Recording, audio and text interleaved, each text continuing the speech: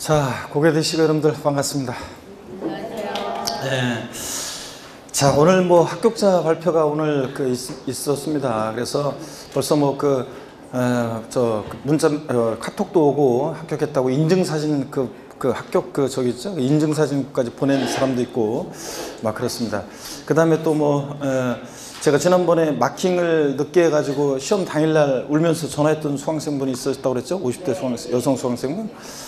그분 저 중국에 계시는데 지금 중국에 계시다고 하면서 카톡 왔는데 학교론이 70 몇 점 나왔더라고요. 70점이 나왔더라고요. 근데 민법 35점 몇, 반밖에 마킹을 못 해가지고 그 마킹만 했으면 그 수강생 합격이잖아요. 그분. 진짜 그렇다고 막 본인이 너무 안타깝다고 하면서 다시 포기할 수는 없고 다시 한국에 들어와가지고 다시 내년에 배워 그러면서 작년에는 2차는 제대로 공부 못했는데 올해는 이제 2차도 하면서 열심히 하겠다 그렇게 얘기하더라고요. 그래서 제가 일찍 들어와라, 1월부터 일찍 들어오시라고, 일찍부터 들어오라고 그래 이제. 그래서 그분이 작년에 좀 늦게 오셔가지고 좀 이렇게 좀 그랬거든요. 그래서 충분히 모의고사 같은 것도 연습도 하고 많이 트레이닝을 했어야 되는데 그걸 못한 결과가 너무 이렇게 서둘러서 너무 늦게 막 오셔가지고 너무 늦게 막 정신없이 공부하다 보니까 차근차근 공부를 못한 어떤 그 결과가 그렇게 나타난 것 같아요. 하여튼 그분 진짜 안타깝고 그런데 어떡하나 뭐 내년에는 되겠죠? 그래서 내년에 될 거고. 하여튼 여러분도 그래서 지금 뭐 희비가 엇갈리고 있을 건데 그래서 세법도 공법하고 복수응답이 있어가지고 두 문제가 복수응답으로 받아줘가지고 그런데 세법은 받아준 게 워낙 공부를 좀 한 사람이면 정답이 워낙 확실하게 대부분 3번, 5번이었는데 복수응답이 3번을 주로 이제 확실하게 고를 수 있는 그런 거여가지고 제가 보기에는 구제받을 사람들이 아무것도 모르는 사람이나 찍은 사람이나 구제받을까 제가 보기에는 공부한 사람은 크게 영향을 주지 않는 다른 문제가 차라리 그냥 복수응답 됐어야 되는데 어떻게간에 그래도 복수응답 공법하고 세법에서 받아줬습니다. 세법을 항상 여러분들이 제가 효자 과목이라고 그랬죠? 소홀히 하면 안 되고 항상 그래서 우리 광명 우리 배움처럼 이렇게 주 6일제로 매주 하는 그런 곳에서 여러분들 이렇게 강의 또 어떤 곳은 격주로 하는 곳도 있어요. 이렇게 2주에 한 번씩 그런 데서 공부하는 거하고 비교했을 때 여러분들이 이렇게 매주 공시세법 배우는 것이 굉장히 여러분들이 좋은 거예요. 그래서 하여튼 세법은 역시 효자 과목이다 이런 것들을 말씀드리면서 오늘 여러분 86페이지 봅니다. 취득세 볼 차례죠. 오늘 86페이지. 그래서 제1편 조세 총론을 다 받고 이제 제2편 지방세입니다. 자, 근데 취득세 펴놓고 지난 시간에 배운 거 우리 복습을 한번 해보겠습니다.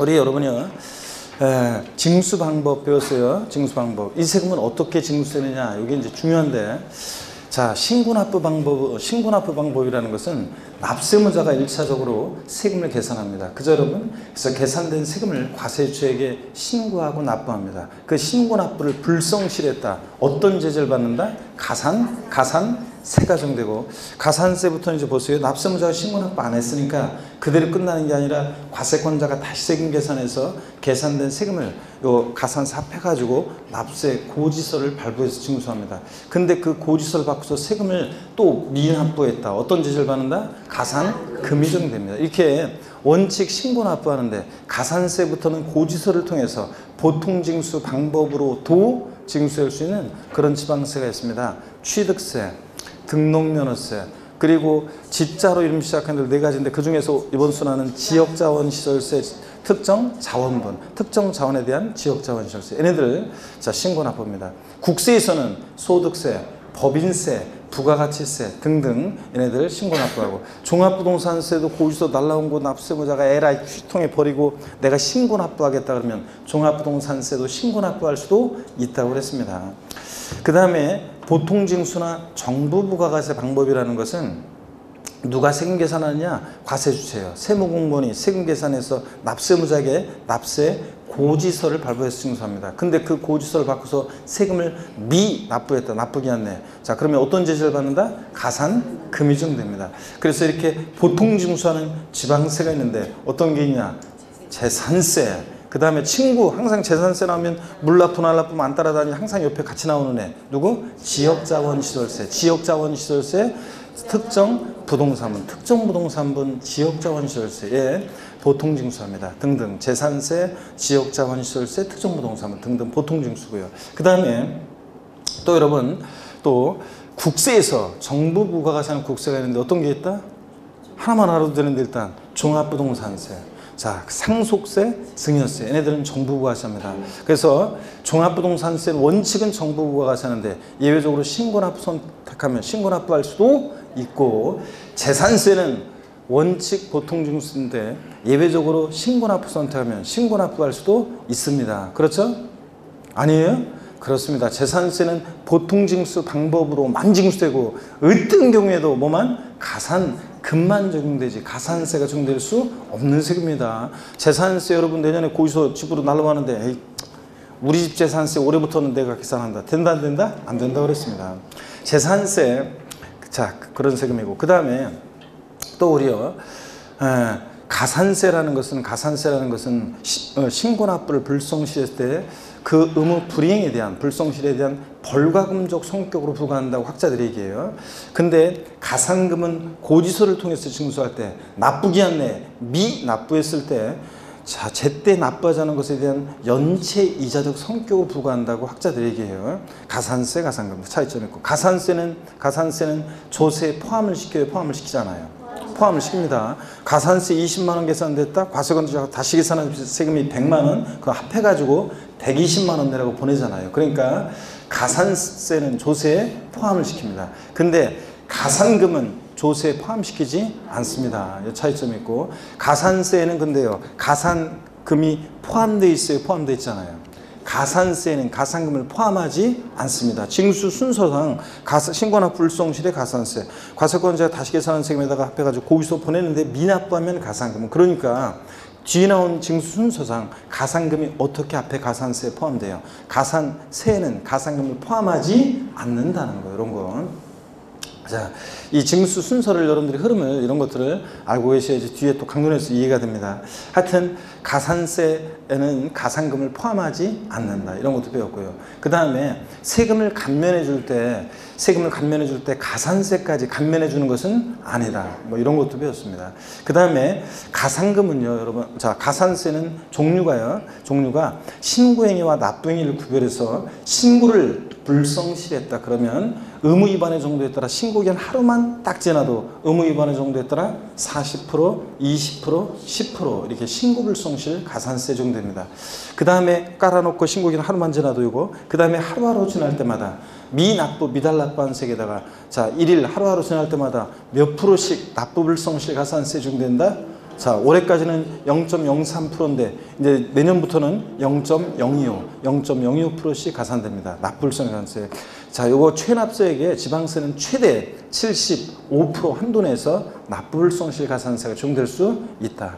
그 다음에 가산금이라는 것은요, 가산금은 고지세 종류가 학자들이 일반 가산금과 중가산금으로 나누는데, 고지세에 기재된 납부기한 하루만 딱 지나도 체납세액 몇 프로요? 3% 깔아놓고, 아주 숫자 정확히 못 해도 괜찮아요. 깔아놓고 그 다음에 계속 안 내고 버티면 중가산금이 적용되는데, 납기 후 매 1월 한 달씩 경과할 때마다요. 자, 올해까지는 1.2%인데 내년부터는 이제 0.75%씩 자 가산됩니다. 그래서 끝까지 버티면 몇 개월? 60개월까지, 5년이죠. 60개월까지 중가상금이 적용된다고 그랬습니다. 물론 이제 그래가지고 요게 가상금이라는 게 이제 보세요. 학자들이 일반 가상금과 그 다음에 중가상금으로 나눠서, 자, 일반 가상금은 하루만 딱 지나도 체납세액에 3% 깔아놓고, 그 다음에 납기 후 매 1월 한 달씩 경과할 때마다, 자, 이거 1.2% 아니고 참 0.75%씩 해가지고 끝까지 버티면 몇 개월? 60개월까지 중가상금 적용됩니다. 그러니까 중가상금은 0.75% 곱하기 60 하면 이게 사실은 이제 체납세액의 최대, 중가상금은 최대, 여기 이제 최대 75%까지, 아이고 75%가 왜 나와 이게. 자, 45%까지 이게 적용될 수 있고요. 그 다음에 3%가 합치니까 가상금은 체납세액의 최대, 이게 이제 최대, 자, 75%까지, 아이고 75%가 입에 배가지고 최대 48%까지 이게 적용될 수 있습니다, 여러분들. 자, 이렇게 해가지고, 자, 가상금 적용되고요. 그 다음에 자, 우리 아직까지는 뭐 숫자 정확히 모셔도 괜찮은데, 중가상금을 적용하려면 체납한 지방세는 30만 원, 국세는 100만 원 미만은 중가상금을 적용하지 않아요. 그러면 자, 그 말은 중과상금은 체납세액이 지방세 딱 30만 원입니다. 중과상금을 적용한다 안 한다? 미만은 적용하지 않으니까 빼고 아래를 적용하지 않으니까 30만 원 이상부터, 국세는 100만 원 이상부터 중과상금을 적용합니다. 여러분, 이런 것도 아직은 뭐 숫자는 정확히 못 외워도 괜찮습니다. 국가나 지자체에 대해서는 가상금에 관한 규정은 적용한다 안 한다? 안 한다. 당연히 국가나 지자체에 대해서는 가상금에 관한 규정은 적용하지 않는다. 자기들끼리 좀 늦었다고 세금 갖다가 가상금 낼 수는 없잖아요. 자, 이런 것들 배웠습니다. 그 다음에 우리 납세 의무 있잖아요. 세금 납부할 의무는 추상적으로 성립하고 구체적으로 확정이 되고, 확정된 납세 의무는 소멸하는 과정을 거친다고 그랬습니다. 그래서 여러분들, 자, 그랬을 때 학자들이 뭐 추상적 성립, 구체적 확정 이렇게 얘기합니다. 어떻든 간에 납세 의무 추상적으로 성립하는 성립식이에요. 취득세는 어느 때 납세 의무 성립한다? 취득세 대상 물건을 뭐 하는 때? 취득하는 때요. 취득하고 뭐 60일이 경과할 때 이러면 틀려요. 취득하는 때고. 등록에 대한 등록면허세는 어느 때? 등기 등록하는 때입니다. 전도 아니고 후도 아니고 등기 등록하는 때. 자, 그 다음에 재산세, 친구, 지역자원시설세, 특정부동산분, 종합부동산세. 얘네들은 어느 때 납세 의무 성립한다? 과세 기준일. 자, 과세 기준일인 얘네들 과세 기준일인데 매년 언제다? 6월 1일. 그 다음에 29회 시험에도 나왔었지만 주민세 일부가 과세 기준일에 납세 의무 성립하는데 제3분과 균등분, 올해 이제 균등분도 바뀌어가지고 이제 내년부터 똑같아지는데, 자, 제3분과 균등분 얘네들 과세 기준일에 납세 의무 성립하는데 언제다? 7월 1일, 7월 1일에 주민세 얘네들 납세 의무 추상적으로 성립합니다. 그 다음에 소득세, 법인세, 부가가치세 얘네들은 어느 때 납세 의무 추상적으로 성립한다? 일정한 기간을 단위로 과세하니까 과세기간이 끝나는 때. 소득세, 소득 얻은 때, 소득 발생할 때, 소득 지급하는 때. 아무리 꼬셔 넘어가면 안 된다고 그랬죠? 소득세는 어느 때? 과세기간이 끝나는 때. 소득세는 1월 1일부터 12월 31일까지를 과세기간으로 할 때, 그 12월 31일 과세기간이 끝나는 때 비로소 소득을 전부 다 합산할 수 있게 되니까 그때 납부할 의무가 추상적으로 성립한다고 합니다. 소득세 어느 때? 과세기간이 끝나는 때입니다. 이런 것들 여러분들 기억하시고, 그 다음에 추상적으로 성립한 납세 의무는 확정이 되는데, 구체적으로 납세 의무 확정이란 말을 보면 누가 세금 계산하냐, 이걸 항상 떠올리라고 했죠? 누가 세금 계산하냐. 자, 여러분, 신고 납부하는 세금들은 취득세, 등록면허세, 지역자원시설세, 특정자원분 등등, 소득세, 법인세, 부가가치세 이렇게 신고 납부하는 세금들은 납세 의무자가 납세 의무를 확정하죠. 그런데 어느 때 확정이 됐냐? 신고하는 때, 과세 표준과세액을 과세관청에 신고하는 때 확정됩니다. 그래서 시험은 원칙적으로 납세 의무자가 과세 표준과세액을 과세관청에 신고하는 때 납세 의무가 확정되는 지방세는, 국세는 이렇게 물어봐요. 그러니까 자, 신고하는 때 납세 의무 확정되는 세금들 어떤 거냐? 신고 납부하는 애들, 취득세, 등록면허세, 지역자원시설세, 특정자원분, 소득세, 법인세, 부가가치세 뭐 등등 이런 애들. 종합부동산세도 신고 납부 선택하면 신고하는 때 납세 의무가 확정될 수도 있다. 그 다음에 자, 원칙적으로 과세관청에서 과세 표준과세액을 결정하는 때 납세 의무 확정되는 지방세, 국세 골라라. 시험 문제 이렇게 나와요. 그러면 원칙 결정하는 때 납세 의무 확정되는 지방세, 즉 보통징수나 자 이런 세금들이겠죠. 그러니까 재산세, 친구, 지역자원시설세, 특정부동산분 이런 애들이 결정하는 때 확정됩니다. 그 다음에 등등. 그 다음에 국세에서는 종부세, 상속세, 증여세 이렇게 정부 부과하는 세금들은 과세관청에서 뭐 하는 때? 결정하는 때 확정됩니다. 종합부동산세는 원칙은 과세관청에서 결정하는 때 납세 의무 확정되지만 납세 의무자가 신고 납부를 선택하면 신고하는 때 납세 의무가 확정될 수도 있다. 이런 것들을 배웠습니다. 여러분들 잘 따라 하시는 분들이 있고, 지금 언제 배웠냐 이런 표정을 짓고 계신 분도 계시고, 똑같이 배워가지고 자, 관심의 차이라고 그랬습니다. 머리 차이가 아니라. 그 다음에 여러분요, 또 이렇게 확정된 납세 의무는 소멸하는 과정을 거칩니다. 성립, 확정, 소멸의 과정을 거치잖아요. 납세 의무는. 그럴 때 납세 의무 소멸 사유, 납부 아직은 뭐 정확히 몰라도 돼요. 납부 충당, 부가권의 철회의 취소예요. 취소가 소급해서 효력이 싹 없어지니까 취소, 제척기간 만료, 소멸시효 완성 5가지. 납부 충당, 부가권의 취소, 제척기간 만료, 소멸시 완성 이런 것들이에요. 그 다음에 소멸사유 아닌 거, 납세자의 사망, 나 하나 죽으면 다 끝나지 이런 거 안 된다고 그랬죠? 자, 세금 낼 게 있는데 안 내고 죽으면 피상속인의 세금 납부하려면 상속인에게로 승계되잖아요. 납세자의 사망, 소멸사유가 아닙니다. 부가권의 철회, 거기서 보냈다가 도달이 안 되니까 거둬들였다가 주소 확인해서 다시 보내니까 철회도 소멸사유가 아닙니다. 그 다음에 법인의 합병, A법인이 세금 낼 게 있었는데 B법인하고 합쳐졌다고 A법인의 세금 납부할 의무가 없어진다. 다 그렇게 하겠죠? 그렇기 때문에 법인의 합병은 납세무 소멸사유가 아니다. 이런 것도 했고요. 그 다음에 제척기간에 관한 소멸시에 관한 구체적인 그 숫자는 기간들은 나중에 우리가 이제 하게 되고요. 우리 지난 시간에 면세점, 소액징수면제 이런 것도 했었죠? 자, 면세점이라는 것은 세금을 면해주는 점인데, 자, 과세표준 금액이 일정 금액 이할 때 과세하지 않는 겁니다. 그럴 때 왜 더럽게 이러냐고요? 미만으로 바꾸면 틀리니까. 그래서 과세표준 금액이 일정 금액 이할 때 과세하지 않는 경우, 그럴 때 대표적으로 취득세가 면세점 적용되는데, 취득세는 취득 가격이 얼마예요? 취득 가격이 얼마? 50만 원 이할 때 과세하지 않으니까 취득세는 취득 가격 50만 원이다 딱. 그러면 과세하지 않습니다. 50만 원 포함해서 아래로 과세하지 않습니다. 그 다음에 소액징수면제, 재산세, 층구, 지역자원시설세, 그리고 지방소득세. 자, 재산세, 지역자원시설세, 지방소득세가 소액징수면제 규정이 적용되는데, 얘네들요 고유소 한 장당 세액 얼마요? 2,000원 미만은 징수하지 않습니다. 2,000원 빼고 아래 금액을 징수하잖아. 그러니까 2,000원일 때, 자, 고유소 한 장당 재산세 세액이 2,000원인 경우에 재산세를 징수하지 아니한다. OX요. 지방소득세 세액이 2,000원인 경우에 지방소득세를 징수하지 아니한다. OX요. X입니다. 2,000원이면 징수합니다. 미만은 징수하지 않으니까. 그 다음에 등록면허세 같은 세금들은 최저한세 규정이 있어요. 최저한의 세금 받고 등기등록 업무 대행해주겠다. 그래서 등록면허세, 부동산 등기시 세액이 얼마? 6,000원. 자, 6,000원 미만인 경우에는 징수하지 않습니다. 그렇죠?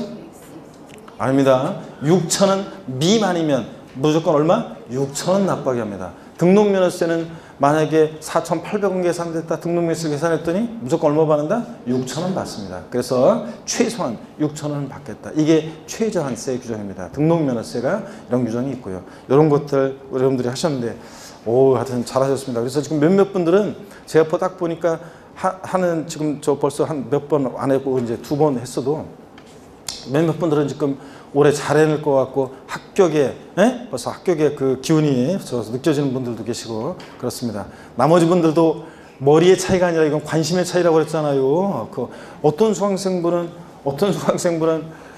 저희 인강 수강생인데 들었더니 하나도 모르겠대. 아니 그러면은 반복해서 한 번 더 들으면 되잖아. 뭐 하나도 모르겠대. 그래서 내가 그런 수강생이 있어요. 똑같이 첫 수업, 첫날 첫 수업을 했는데 제가 우린 부동산 세법이고 우리 시험에서 중요한 세금들 제 동창 여자의 스토리를 통해서 소개해드리고 막 그랬잖아요. 에? 그래서 하나도 모르겠다는 분들, 자, 재산세는 부동산 살 때 내는 세금이에요? 가지고 있을 때 내는 세금이에요? 가지고 있을 때 내는 세금이고, 에? 이런 것들 우리가 배웠잖아요. 그 다음에 자, 뭐 또 제가 이제 우리 종합부동산세는 종부세는 부동산 보유시부가 되는 대표적인 지방세냐 국세냐? 국세요. 그 하나도 모르는 게 아니잖아. 그러니까 그죠? 하나도 모르는 게 아니긴 아닌 것 같네요. 그러면서 연수학생도 있고 불안해서. 아니 저 하나도 모른다는 게 왜 하나도 모른다고 하는 분, 어떤 분은 귀에 쏙쏙 들어와요. 대충 세법에 대한 자신감이 생겼어요. 대부분의 수강생도 그러는데 저 어떤 분은 하나도 모르겠어요. 그런 분이 있어요. 그런 분들은 저희들을 피곤하게 하실 분들이에요. 왜냐면 공부라는 걸 처음에 접하면서 제가 그랬잖아요. 이거를 가슴에 그런 분들이 왜 하나도 모른다고 느껴지냐면, 이렇게 그날 우리 첫날 배운 거는 그렇게 용어 설명드린 거잖아요. 과세 주체가 뭐고, 그죠? 과세 주체에는 국가도 있고 또 뭐가 있다? 지방자치단체가 있고 뭐 이런 거 배워준 거잖아요. 자, 그리고 조세 분류를 통해서 제가 횟집 안 간다 이거 통해서 우리 시험에서 중요한 세금들 직접세고 보통세고 독립세고 종가세고 이런 용어 설명드린 거잖아요. 그런데 하나도 모르겠다 그런 분들은 왜 그러냐면 이걸 갖다가 공부할 때 자기가 처음부터 이걸 완전히 머릿속에 딱 체계를 잡고 뭔가 머릿속에 이걸 막 가슴으로 느껴지면서 이거를 하려고 하는데 그게 처음에 되냐고. 여러분들 공부하는 거 처음에는 그냥 이런 거구나, 이런 거구나, 이런 것들 내가 공부하는 거구나, 그러면서 그냥 용어 대충 까먹더라도 대충 이게 이런 거구나, 그냥 이렇게 알고 그냥 가시면 되는 거예요. 그러다 보면 나중에 이제 공부가 많이 되면 이제 어떤 것들은 가슴에 이제 느끼기 시작하고, 여기서 이제 작년에 아깝게 이제 떨어지거나 뭐 그런 분들이 있어요. 이제 1월 달에 나오잖아요. 이제 그런 분들은 기초과정부터 들으면 그냥 이게 이런 거였구나, 작년에 외우고 막 그랬었는데 이게 이런 거였구나 하면서 가슴에 막 느껴지고 그렇습니다. 그래서 가슴에 느껴지고 처음부터 이게 정리가 되고 그러려면 2학년이 돼야 돼요. 예? 자, 그러면 제대로 느껴져. 그런데 그렇지 않으면은 다 사실은 1년 차들은 다 합격할 때 가슴에 진정으로 느껴지는 것은 시험 막판에 좀 느껴지긴 느껴지는데, 사실 그렇다고 해서 완벽하게 가슴에 느껴지면서 가는 게 아니라 그냥 대충 그냥 이렇게 외워가지고 그냥 이렇게 얼렁뚱땅 골라가지고 합격하는 거지 뭐. 그래서 제대로 느껴지려면 2학년이 돼야 됩니다. 그러니까 여러분들 그렇게 그런 걸 당연히 공부라는 건 그런 거다, 이렇게 알고 접근하시고, 하나라도 알았으면 뭐 그런 식으로 오늘은 하나 그런 것도 알았다, 하나만 알고 간다, 이런 식으로 가면 돼요. 그리고 까먹는 거는 뭐 그건 어쩔 수 없습니다. 자, 계속 해놓고 까먹고 해놓고 까먹고 이런 거예요. 여러분들 한 달 지나잖아요. 그러면 오늘 배웠던 이런 내용들, 여러분들이 오늘 막 대답 잘했잖아요. 근데 나중에 이제 제가 12월 말이 돼가지고 요걸 또 만약에 기억을 상기시켜 드리잖아요. 그러면 가물가물합니다, 여러분들. 자, 공부라는 게 원래 그런 거예요. 자, 그렇게 하면서 다 수많은 분들이 이렇게 거쳐갔습니다, 여러분들. 자, 그래서 힘내시고, 자, 여러분 오늘 86페이지 취득세 제가 봅니다. 자, 우리가 이제 보시면 여기 이쪽 한번 보세요, 여러분들. 우리가 제1편 조세 총론을 봤고요. 이거 잘 안 나온다. 제2편, 자, 1편 조세 총론을 봤고, 우리 크게 세법은 3개 부분으로 되어 있잖아요. 그래서 조세 총론, 세법의 기본적인 공통적인 사항을 다루는 조세 총론, 시험 문제 한두 문제 출제되는데 또 2문제 요번에 29회 시험 나왔고 27회 28회는 한 문제 나왔고, 근데 그전엔 또 2문제씩 나왔고요. 2문제 정도 출제 예상하시면 되고요.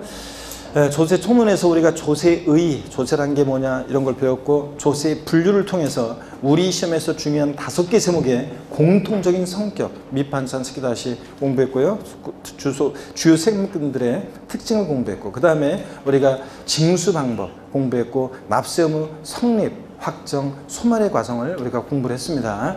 자, 그리고 이제 여러분들 우리가 지방세입니다. 지방세인데, 지방자치단체에서 부과하는 지방세, 또 국가에서 부과하는 국세인데, 지방세에서 우리가 취득세, 그 다음에 등록면허세, 재산세를 중심으로 우리 공부한다고 그랬습니다. 출제가 되고, 그럴 때 취득세는 시험 문제가 서너 문제가 출제되고, 등록면허세 한두 문제가 출제되고, 재산세 3문제 정도가 출제가 된다고 그랬습니다. 그랬을 때 우리 이제 오늘 지방세에서 또 제일 중요한 취득세를 우리 보도록 하겠습니다. 취득세. 자, 본격적으로 보기 전에 자, 우리 광명에 지금 우리 여기 3번째 줄 우리 저기 뭐야 이름이 뭐라고 그랬었죠? 본인? 신현주. 하여튼 보면은 진짜 항상 보면 수업 시간에 보면 지금 몇 번 안 했지만 또 항상 얼굴이 보면 원래 저 나이 때는 저렇게 눈이 초롱초롱하면서 수업 시간에 집중하기가 어려운데 그냥 초롱초롱하게 그냥 또 집중해서 수업을 잘 듣고 좋습니다. 하여튼 마음에 들어요. 하여튼 아니 원래 20대들 같으면 되게 이렇게 저 세법 같은 경우 세금 잘 안 내보고 막 그래가지고 낯설어해요. 그래서 20대들이 처음에 세법 어려워한다고 그랬잖아, 오히려 더. 그래서 어려워해가지고 굉장히 막 좀 동공이 막 흔들리는 20대들이 많거든요, 처음에 수업할 때. 근데 우리 저기는 하여튼 시종일관 여태까지 저 지금 우리 2번 받고 오늘 3번째인데 항상 눈이 초롱초롱하면서 열심히 잘 듣고 있어요. 화이팅하고 좋습니다. 합격할 것 같아. 30회 시험에. 자, 여러분 보시면 취득세는 서너 문제 출제가 되는데, 취득세요, 어떤 것들을 우리가 공부하냐면 특히 이제 기초입문 과정에서는 성격이에요. 이 세금은 어떤 성격의 세냐. 자, 이런 것들을 우리가 이제 공부할 거고요. 어떤 성격의 세인지. 그 다음에 취득세는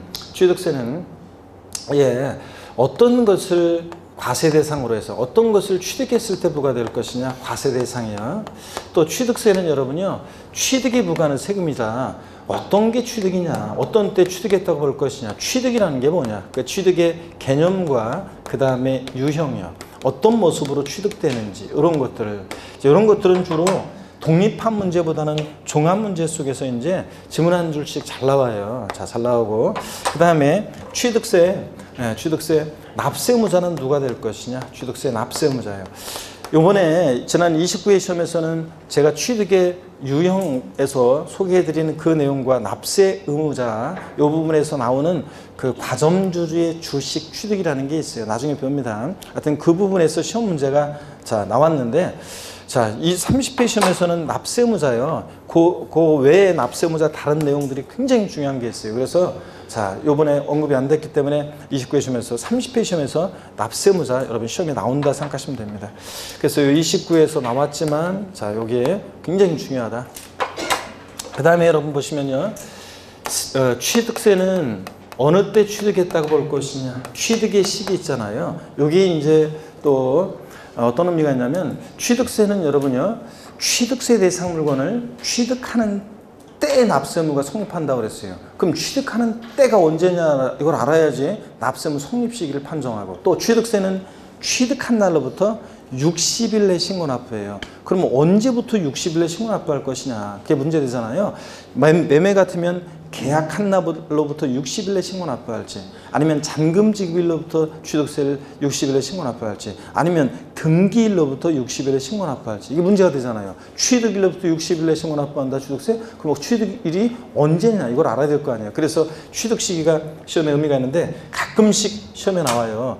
가끔씩 시험에 나오는데, 제가 28회 시험 때는 이 취득 시기가 가끔 나오는 건데, 올해 이제는 시험에 나올 차례가 됐다. 올해 아니면 내년에 나온다. 제가 그랬는데 28회 시험에 나왔어요. 여러분, 그래서 이제 앞으로 제가 이제 강의하면서 요거 가끔씩 나오는 건데 올해 아니면 내년에 나올 가능성이 높다. 자, 그러면 이제 그런 것들이 출제가 되는 거예요. 이렇게 제가 왠지 그 감이 있잖아요. 그 계속 이제 문제 우리 분석하고 파다 보면 대충 이제 제가 얘기 드렸죠. 대충 올해는 이게 올해 아니면 내년 조금 나올 때가 됐다. 그러면 거의 제가 이제 분석한 거에다가 제 감을 좀 더하면은 대충 들어맞아요. 그래서 이게 28회 시험에 나왔기 때문에 29회 시험 때는 취득 시기는 독립한 문제로 출제 가능성이 낮다 그랬어요. 난 안 나온다 그런 말은 안 했어요. 안 해요, 항상. 출제 가능성이 낮다 그랬는데 역시 안 나왔죠. 그런데 취득 시기는 30회 시험에서도 독립한 문제로 출제 가능성은 높진 않은데, 그 종합 문제 속에서는 나올 만한 것들이 있긴 있어요. 그래서 독립한 문제보다는 종합 문제 정도로 대비하시면 되고요.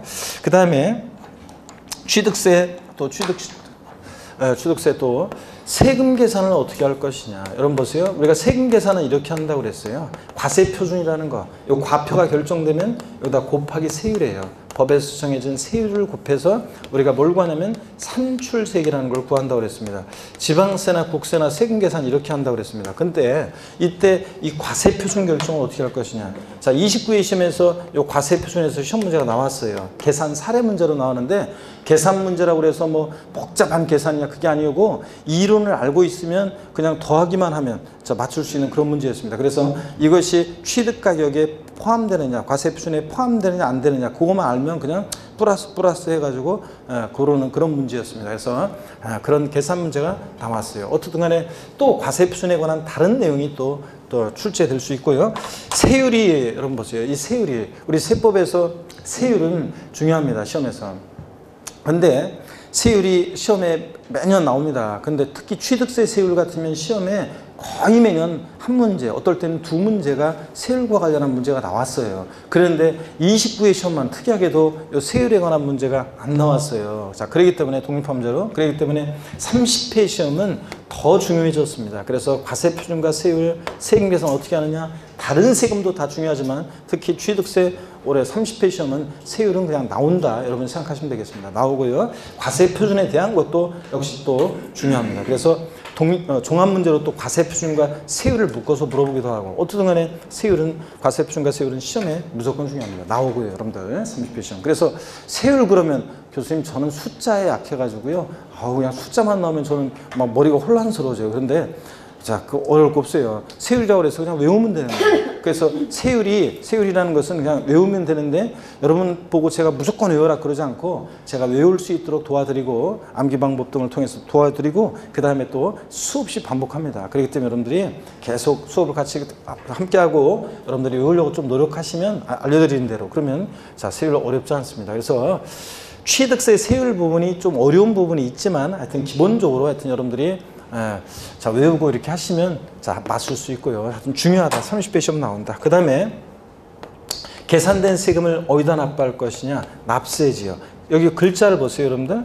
세금 납부의 장소예요. 그러니까 관할에 관한 문제인데 이 취득세는 어디다 납부할 것이냐. 그래서 자, 요 납세지에 관한 것은 제가 일별에서 나중에 이제 한꺼번에 알려드릴 건데 지방세와 국세를 통틀어서 근데 등록면허세에서 29회 시험은 등록면허세 종합문제에서 정답 지문이 납세지에 관한 것이 정답 지문이었는데 자, 문제 보고요. 바로 그냥 답 고를 수 있었던 문제였습니다. 왜냐하면 지방세 물건 소재지인데 주 소지로 나와가지고 이제 맞출 수 있는 문제였었는데 하여튼 어떤 건지 제가 설명을 드립니다. 독립한 문제보다는 납세지는 종합 문제 속에서 지문 한 줄씩 잘 나오고 있습니다. 납세지 소개해 드릴 거고요. 그 다음에 또 봅니다.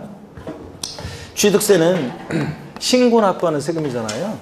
언제까지 신고 납부할 것이냐, 그 신고 납부를 불성실하면 어떤 제재를 받는지 이 납세 절차에 관한 것은 여러분이 시험에서 납세 절차는 또 항상 출제 1순위예요. 납세 절차는 항상 출제 1순위입니다. 그래서 잘 여러분들이 보셔야 됩니다. 요번에 뭐 취득세, 납세 절차에 관한 거 이런 것들 항상 뭐 출제 1순위로 보셔야 됩니다.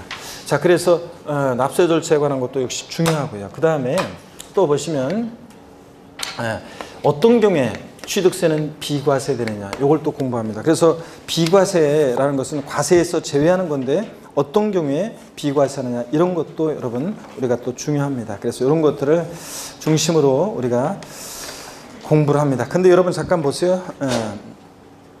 무슨 얘기 하려고 하냐면 우리 이런 것들을 이제 취득세를 테마로 해서 공부를 하는데요. 물론 비과세에 관한 것은 이제 종합 문제 속에서 지문 한 줄씩 또 잘 나오고요. 그래서 이런 것들을 테마로 해서 우리가 공부를 하는데 그럴 때 취득세는 있잖아요. 취득세는 이런 것들을 공부하는데 물론 이제 비과세에서 29회 시험은 취득의 개념 대상 여기서 배우는 거하고 비과세에서 이제 배우는 이게 이제 29회 시험에서 나왔어요. 그래서 나왔고 근데 30회 시험은 비과세에서 이제 종합문제 속에서 지문 한두 개 이렇게 나오는 그런 정도로 출제될 수는 있고요. 어떻게나 이런 것들을 테마로 보는데 앞으로 공부는 이거예요, 여러분. 자, 다른 세금도 어떤 걸 공부하냐면요. 이 세금은 누가 과세 주체가 되고 누가 부과하는 세금이고 이 세금은 어떤 성격의 세고 이 세금은 어떤 것을 과세 대상으로 하고 어떤 것을 취득할 때 어떤 걸 보유할 때 어떤 걸 양도할 때 부과되는지 과세 대상 또 누가 이 세금은 납부할 의무자가 되고 자 세금 계산은 어떻게 할 것이냐 과세 표준 세율 그 다음에 계산된 세금을 어디다 납부하고 이 세금은 어떻게 징수가 되고 어떤 경우에 이 세금은 비과세 되느냐 이걸 공부해요. 그래서 등록면허세든 재산세든 양도세든 앞으로 공부할 때 이 세금은 누가 과세 주체고 어떤 성격의 세고 어떤 것을 과세 대상으로 하고 누가 납부할 의무자가 되고 세금 계산 어떻게 하고 계산된 세금은 어디다 납부하고 이 세금은 어떻게 징수가 되고 어떤 경우에 비과세 되느냐 이걸 이제 우리가 앞으로 공부해 나갑니다. 뭐 이런 것들은 이제 뭐 교과지로 배우는 것들도 있지만 어떻든 간에 이런 것들이 가장 이제 기본입니다. 그래서 이걸 이제 중심으로 공부를 합니다. 일단 여러분 86페이지 교재 보시면 86페이지 개요 및 취득의 유형 제1절에서 자 우리가 의의 및 특징을 봅니다. 취득세 제1장에서 제1절 개요 및 취득의 유형 그 다음에 의의 및 특징입니다. 출제 여러분들 그 빈도도 한번 보시고요. 그 다음에 의의 및 특징을 보니까요. 의의 줄 긋지 말고 한번 읽어보겠습니다. 여러분들 취득세는 지방세법에 열거된 부동산 등을 취득하는 경우에 그 취득자가요. 일반적으로 취득가액에 법에 정한 세율을 곱한 금액을 세구로 해서 물건 소재지 관할하는 주소지가 아니라 그 취득하는 물건 소재지 관할하는 특별시광역시 특별자치도 특별자치 시도에 신고 납부하는 그런 지방세입니다. 특징을 보시면요. 특징도 그냥 읽어보는 거예요. 취득세는 재산을 보유하는 경우에 예상되는 수익에 대해서 과세하는 수익세적 성격을 갖는 재산세와 달리 재산권의 이전을 계기로 나타나는 담세력을 포착하여 세금을 부담할 수 있는 능력을 포착하여 과세하는 유통세적인 성격과 여러분 우리 유통세가 뭔지 용어 설명 드렸어요. 유통은 왔다 갔다 하는 거죠. 취득한다, 소유권 오잖아요. 양도한다, 가잖아요. 그러니까 이렇게 유통 과정에서 부과되는 세금과 성격과 그 다음에 재산권의 취득 행위자에게 과세하는 행위세적 성격을 갖고 있다. 취득세는 취득 행위가 있고 그 행위를 보고 부과하는 그런 세금입니다. 87페이지 박스 그 그림을 봅니다. 취득세 납세무자는 사실상 취득한 자인데요. 등기 안 됐어도 사실상 취득한 자가 법에 열거되어 있는 대상 물건을 사실상 취득한 경우 물건 소재지 관할하는 특광도에 신고 납부하는 그런 세금입니다. 특징을 보니까 동그라미 1번 역시 행위세고 유통 과정에서 부과되는 유통세고요. 응능과세 이런 거 줄긋지 마시고요. 학자들이 얘기하는 거라 말뜻만 짐작할 수 있으면 돼요. 응할응이에요. 조세부담 능력이에요. 그러니까 조세부담 능력에 응해서 과세하는 세금이다. 취득세를요. 학자들이 얘기합니다. 네가 5억짜리 부동산을 취득해? 그러면 5억짜리 부동산을 취득할 만큼 조세를 부담할 수 있는 능력이 있겠구나. 그래서 부과하는 세금을 뭐라고 하냐? 응능과세. 말뜻만 짐작하면 돼요. 그 다음에 물세예요. 이게 어떤 건지 설명을 드립니다. 물세 용어 설명 드릴게요. 자, 여기를 봅니다, 여러분. 물세라는 게 뭐냐면 물세라는 것은 세금을 계산할 때 물건을 보고 세금을 계산해요. 그래서 물건을 보고 세금 계산하는데 상대되는 개념으로 인세란 말도 있어요. 인세. 세금을 계산할 때 사람을 봐요. 그래서 물세는요. 세금을 계산할 때 물건을 보고 계산하니까 납세 의무자의 인적 사항을요. 납세 의무자의 인적 사항을 요거는 고려하지 않아요. 사람은 안 보고 자, 물건을 보고 세금 계산해요. 그래서 결론적으로 물건 각각 개별 과세한다는 그런 특징이 있어요. 물건 각각 개별 과세한다. 어떤 게 물세를 취하냐? 자, 취득세, 그 다음에 등록면허세, 그 다음에 재산세. 우리 시험에 관계된 주요 지방세 3개 세목이 다 걸었네요? 그렇습니다. 재산세에서 토지를 보유할 때를 제외하고 건축물이나 주택 같은 그런 것들은 물세를 취하고 있습니다. 그러면 어떤 얘기인지 예를 한번 들어보겠습니다. 여러분 여기 보세요. 갑이라는 사람이 예를 들어서요. 경기도 만약에 광명시에 있잖아요. 경기도 광명시에서 A라는 어떤 주택을 취득합니다. 이 취득하는 A주택의 가격이 예를 들어서 5억으로 할게요. 또 같은 경기도 광명시에서 B주택도 취득하는데 가격이 4억 원이라고 할게요. 자, 그러면 취득세를 계산할 때 있잖아요. 광명시에는 A주택도 갑이 취득하고 B주택도 갑이 취득해 취득하는 가격을 합쳐서 9억 곱하기 세율. 이게 아니라요. 자, 그러면 인세지.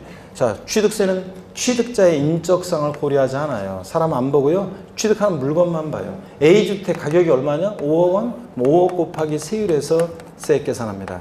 B주택은 B주택 가액 곱하기 세율에서 세액 계산합니다, 여러분. 자, 이런 식으로 물건별로 각각 계산해요. 또 취득세는 물세의 의미에는 이런 거예요. 취득자의 인적상을 고려하지 않으니까 취득세는 취득자가 개인이든 법인이든 자, 세금이 달라지지 않습니다. 개인이 취득하든 법인이 취득하든 똑같아요. 또 단독 명의로 취득하든 공동 명의로 취득하든 세금 똑같습니다. 자, 그래서 제가 그런 얘기예요. 우리가 부부 공동 명의로 부동산 사면요. 집 같은 거 여러분 공동 명의로 사면 종합부동 보유할 때 종부세라든가 특히 팔 때 양도소득세 같은 거 절세할 수 있습니다. 단독 명의보다는 부부 공동 명의로 되어 있는 것이 양도세를 절세할 수 있어요. 자, 반드시는 아니지만 대체적으로 절세할 수 있습니다. 자, 그래서 제가 절세 유리하다 이렇게 해서 단독 명의로 하는 게 좋다 이렇게 얘기를 하는데 제가요 예전에 제가 한번 물어봤을 때는 수강생들한테 단독 명의로 되어 있어요, 공동 명의로 되어 있어요. 물어보고 단독 명의로 되어 있다면 남편 명의로 되어 있어요, 본인 명의로 되어 있어요. 그러면 대개 그 당시에는 예전에 제가 물어봤어요. 옛날에는 주로 남자가 단독 명의 되는 경우가 많았어요. 그리고 가끔씩 공동 명의, 가끔씩 저 여성 이제 수강생분 이제 단독 명의 이렇게 돼 있었거든요. 근데요, 제가 얼마 전에 저 수강생들한테 어느 곳 서울 노원이었나 거기서 물어보고서 깜짝 놀랐어요. 제가 강남하고 노원에서 이제 물어보면서 왜냐면 단독 명의로 있어 공동 명의로 있어요. 그랬더니 단독 명의래요. 누구 명의? 4명이에요. 여성 수강생은 누구 명의요? 4명이 여성 명의. 그래서 또 물어보니까 어떤 분은 이제 남성분 단독 명의, 남편 단독 명의. 근데 또 한 분은 공동 명의요. 그런데 또 다른 곳에 제가 강남에 있는 곳인가 물어봤더니 진짜 요즘은요. 50대, 60대 남성 수강생분들은 대개 단독 명의예요. 우리 여기 세 번째 우리 사장님. 네. 단독 명의, 공동 명의예요. 단독 명의죠? 누구요? 본인, 그쵸? 네, 남성분이시죠. 우리 맨 끝에 사장님은요?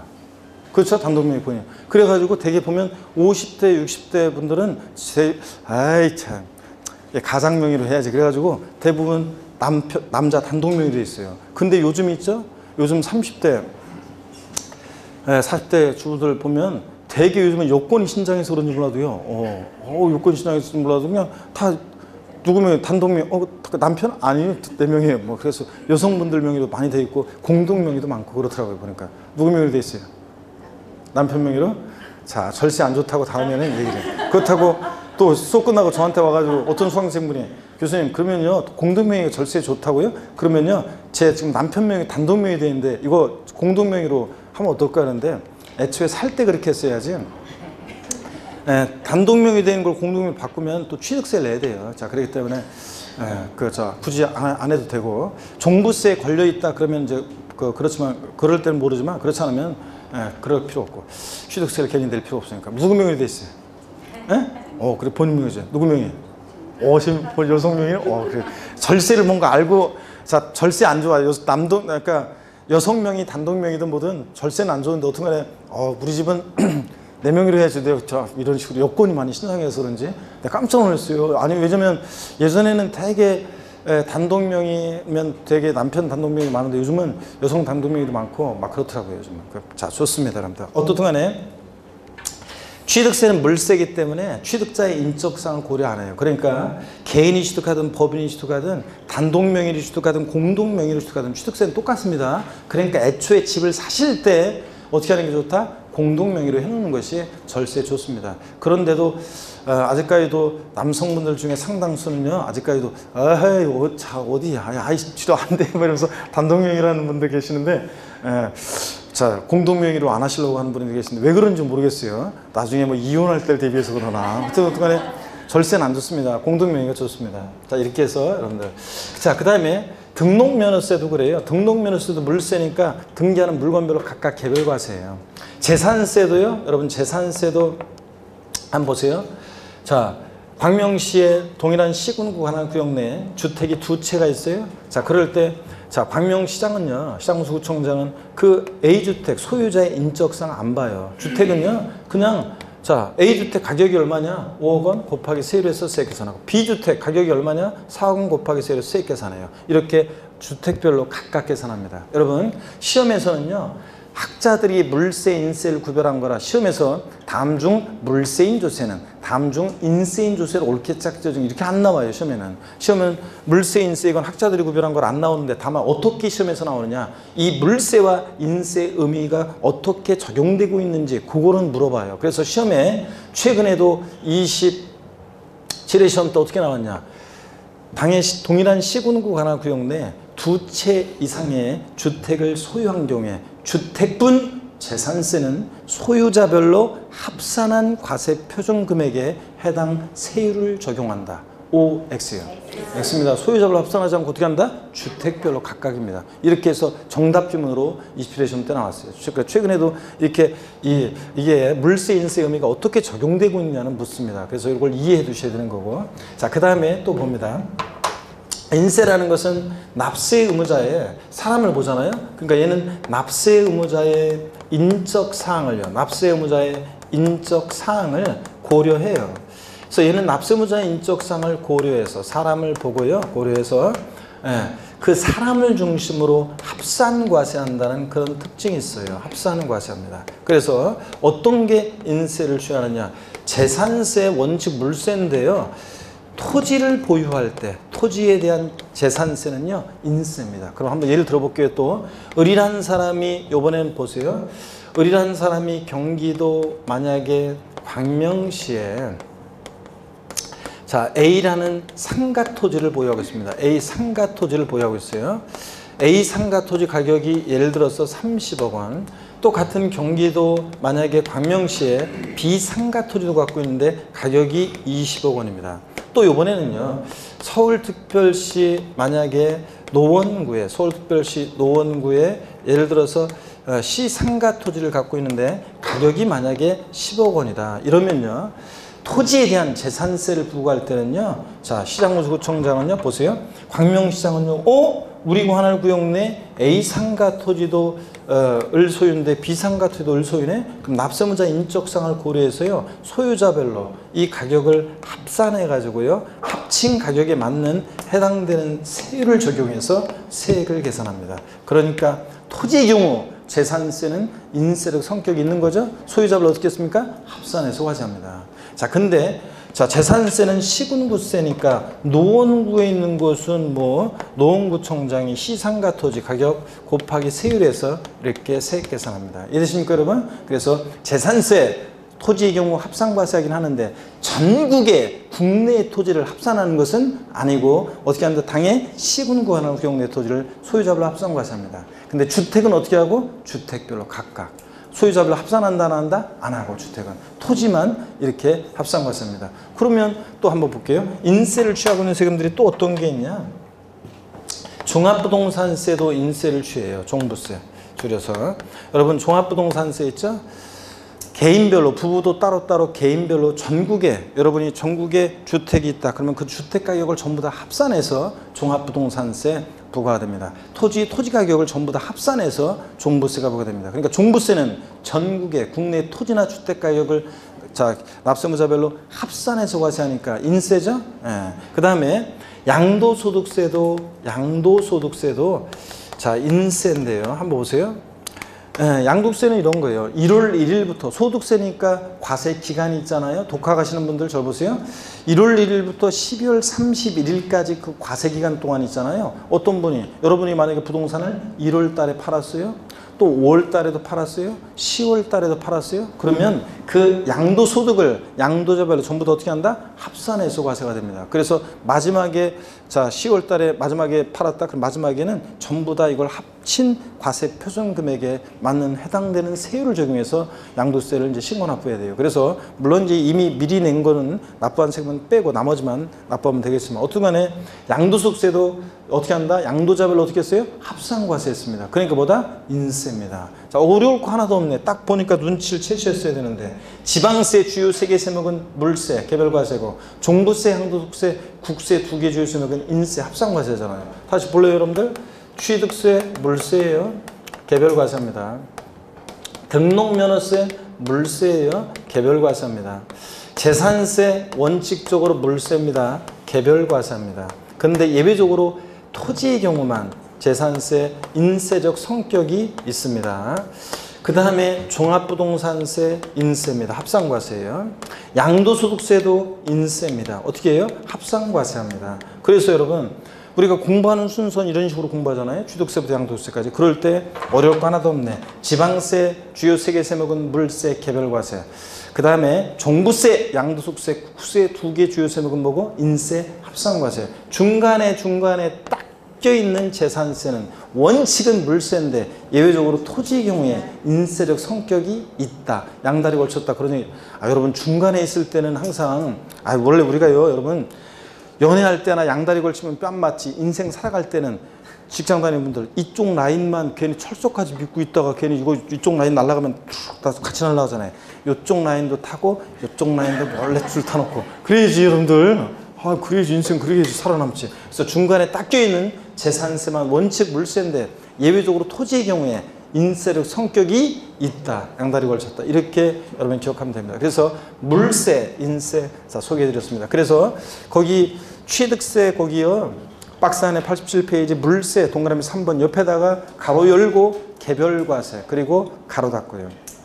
그 다음에 개별과세 자 이렇게 써놓고 동그라미 4번은요. 직접세, 독립세, 보통세, 종가세, 정률세 우리 시험에 관계된 5개 주요 세목의 공통적인 성격 밑반찬 스키다시잖아요. 공통적인 성격이고 그 다음에 이제 동그라미 5번 사실주의 현황부가 있잖아요. 이게 이제 중요한 개념인데 우리 부동산 세법에서 실질과세의 원칙이라는 게 있어요. 요거만 잘 이해하면 실질과세의 원칙이라는 것만 잘 이해하면 많은 내용을 외우지 않아도 당연하다 이렇게 이해하고 넘어갈 수 있거든요. 그래서 요거 잠시 쉬었다가 실질과세는 뭔지 소개해 드리겠습니다.